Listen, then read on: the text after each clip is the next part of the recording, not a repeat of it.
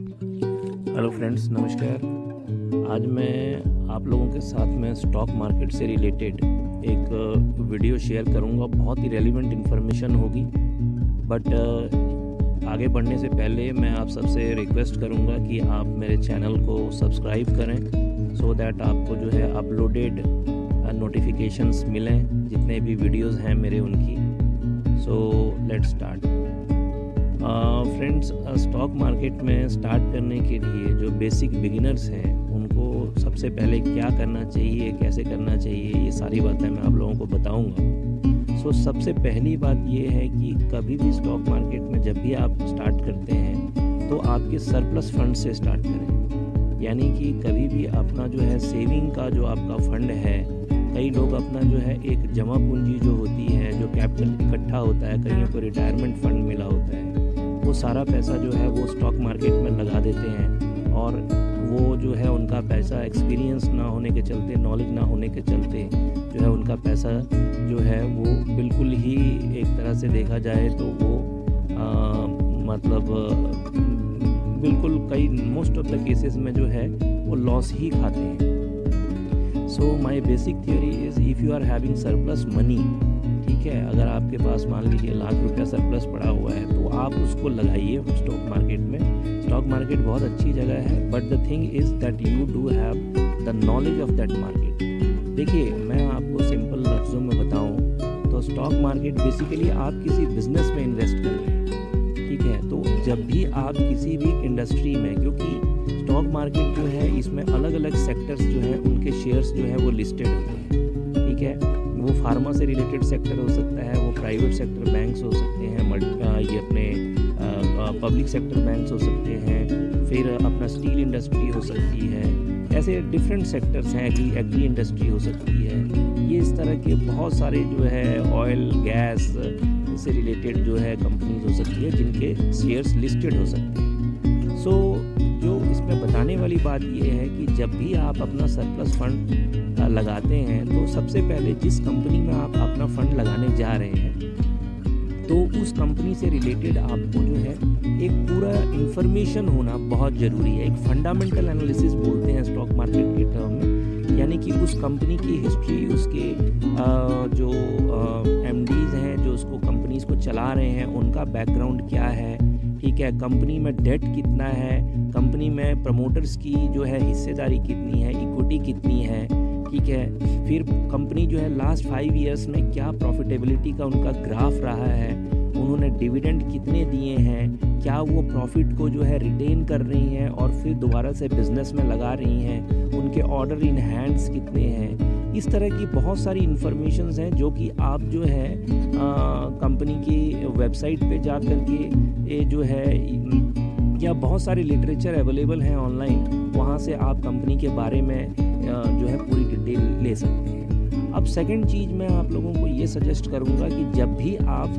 किसी भी स्टॉक में इन्वेस्ट करें तो ऐसा ना करें कि आपके पास में अगर ₹1,00,000 है तो आपने बिगिनर होने के नाते पूरा का पूरा ₹1,00,000 एक ही स्क्रिप्ट में लगा दिया, राइट, एक ही स्टॉक में लगा दिया। सो आपको जो है वो पैसा अलग अलग स्टॉक्स में लाइक 20,000 के 5 different stocks, different sectors choose करिए और आप उनमें इन्वेस्ट करिए। ये फ्रेंड्स मैं इसलिए कह रहा हूँ क्योंकि ज़्यादातर केसेस में होता ऐसा है कि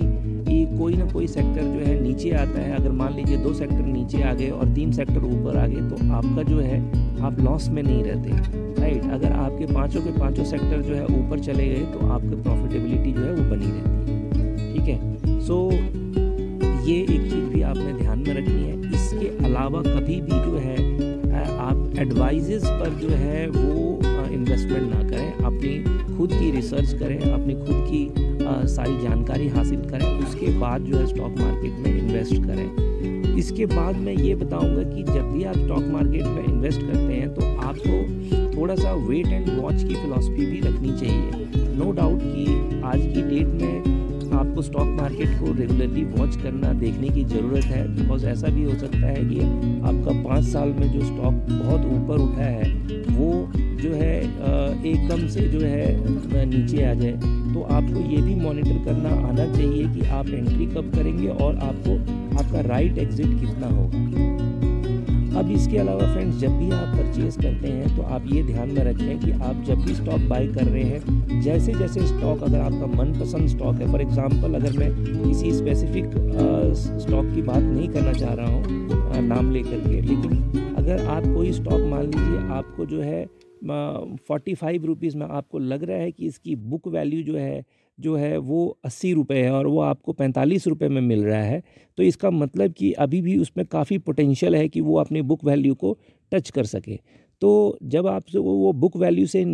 काफ़ी नीचे मिल रहा है और आपको मैनेजमेंट से ले करके उनकी जो पास्ट बैकग्राउंड प्रॉफिटेबिलिटी और जितने डेट इक्विटी सारी चीज़ें आपको जस्टिफिएबल लग रही है, प्रमोटर्स की होल्डिंग, ठीक है, इस तरह की, तो इस केस में क्या है कि आप वो उस स्टॉक में धीरे धीरे बाय कर सकते हैं और एवरेजिंग कर सकते हैं। एवरेजिंग का मतलब कि एक स्टॉक मान लीजिए आपने 40 में ख़रीदा, दूसरा स्टॉक जो है आपने 30 में ख़रीदा, तो आपका एवरेज अगर किया जाए तो ये आपको दो स्टॉक जो है 40 + 30 डिवाइडेड बाई एक 2 स्टॉक हो गए, तो यानी 70 डिवाइडेड बाई 2 यानी 35 रुपये का एक स्टॉक पड़ा, तो यानी कि ये होगी आपकी एवरेजिंग। तो आप गुड स्टॉक जो है एवरेज करके ले सकते हैं। अच्छा, एक आप ये करें कि ये नहीं है कि स्टॉक जो आपको नीचे वैल्यू में मिल रहा है, निचली प्राइस में, कई लोगों की होती है कि भाई मैं 1 रुपये का, 2 रुपये का, 5 रुपये का स्टॉक ही लूँ। देखिए, ऐसे केसेस में बहुत बड़ा रिस्क भी एसोसिएटेड होता है। आप अपना फंड उसी स्टॉक में लगाएं जिसका जो है पोटेंशियल राइजिंग है, ठीक है। जिस स्टॉक का राइजिंग पोटेंशियल होगा वो स्टॉक आने वाले टाइम में भी आपको जो है एक अच्छा चंक ऑफ प्रॉफिट दे करके जाएगा, ठीक है। तो स्टॉक से रिलेटेड और भी बहुत सारी बातें हैं, हमारा वीडियो काफ़ी लंबा हो सकता है, इसीलिए मैं इसको कट शॉर्ट करते हुए आपको ये खास बातें जो है बीइंग अ बिगिनर बताना चाह रहा हूँ कि आप stock market is a best place to enter, but the thing is you need to have a good knowledge of the company in which you are going to invest, और अपनी investment जो है बकेट वाइज करें, ठीक है। अपने portfolio को बांट करके रखें, रेगुलरली मॉनिटर करें, कंपनी को जिस स्टॉक में आपने लगाया है उसकी पूरी डिटेल आपके पास में होनी चाहिए, कब एंट्री करनी है, कब एग्ज़िट करनी है, इन सब बातों का भी पूरा ध्यान रखें। और कुछ टाइम जो है आपका लर्निंग पीरियड रखें, लाइक 6 मंथ्स 1 ईयर जो है आप चीज़ों को पहले मॉनिटर करें, देखें और सीखने का प्रयास करें। चलिए, मेरे को लगता है कि ये आपके लिए बहुत ही हेल्पफुल रहेगा ये, और इससे रिलेटेड और भी वीडियोज़ आने वाले टाइम में मैं अपलोड करूँगा।